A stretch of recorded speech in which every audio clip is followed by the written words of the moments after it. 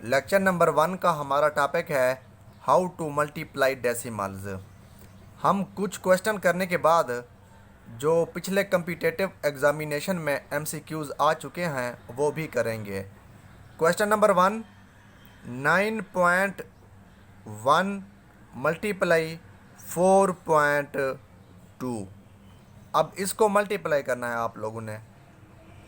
अब देखते हैं, तरीका सीखते हैं कि इसको कैसे सॉल्व किया जाता है।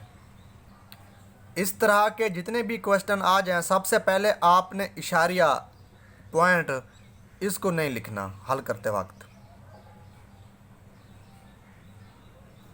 और वैसे ट्रीट करना है जैसे कि आम मल्टीप्लाई होती है। 2 1 2, 2 9 18, 4 1 4, 4 9 36। ऐड कर दो 2 8 4 12, 1 6 7 7 1 8 और ये 3। जब आप ये काम कर लोगे उसके बाद आपने क्या करना है, अब आपने पॉइंट के बाद डिजिट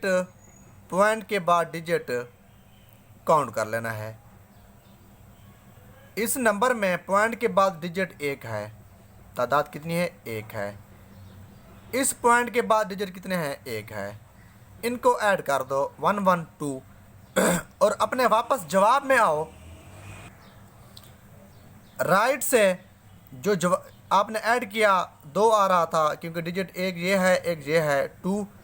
राइट से 1 2, इसके बाद आपने क्या करना है? पॉइंट इंसर्ट करना है। तो इसका जवाब क्या आया? 38.22। ये इसका क्या है?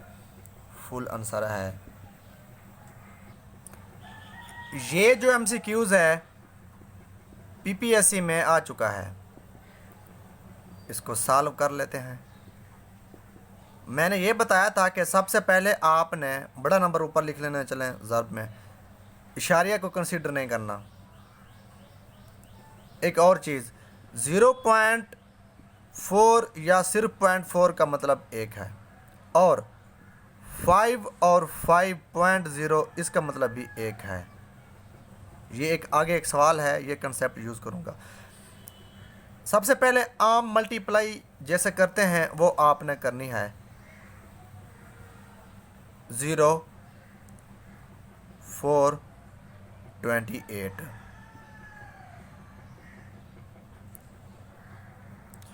अच्छा, उसके बाद आपने देखना है कि पॉइंट के बाद डिजिट कितना है? 1 है। इसमें पॉइंट है ही नहीं, तो सिर्फ 1 हमारा है। अब राइट से जो जवाब आए आपने डिजिट काउंट करने के बाद वो यहाँ पे क्या करना है? आपने इशारिया इंसर्ट कर देना है। तो इसका जवाब ये आया कि 2.4.0।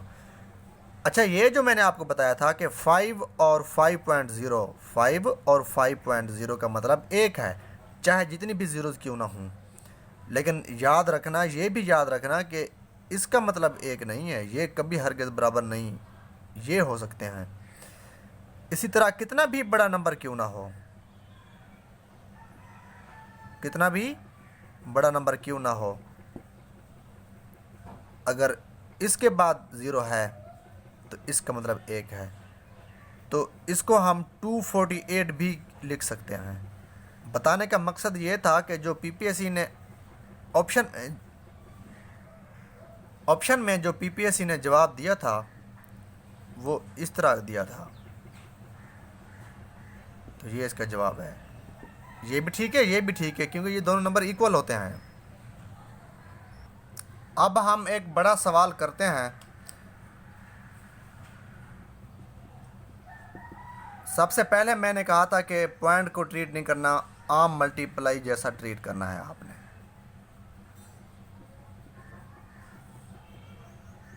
फोर 0 4 4 4 16, फिर 1 1 1 1 0 1 और ये 4 2 2 2 2 0 0 2 1 2 2 4 8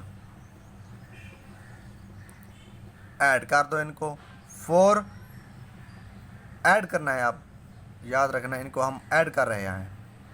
0 1, और ये भी वैसे इसकी जगह 0 भी लिख दो ना, क्रॉस की जगह 0 ही कंसिडर करना है। 1 6 7 5 2 7 और ये 8। अब आपने पॉइंट के बाद डिजिट कितने हैं?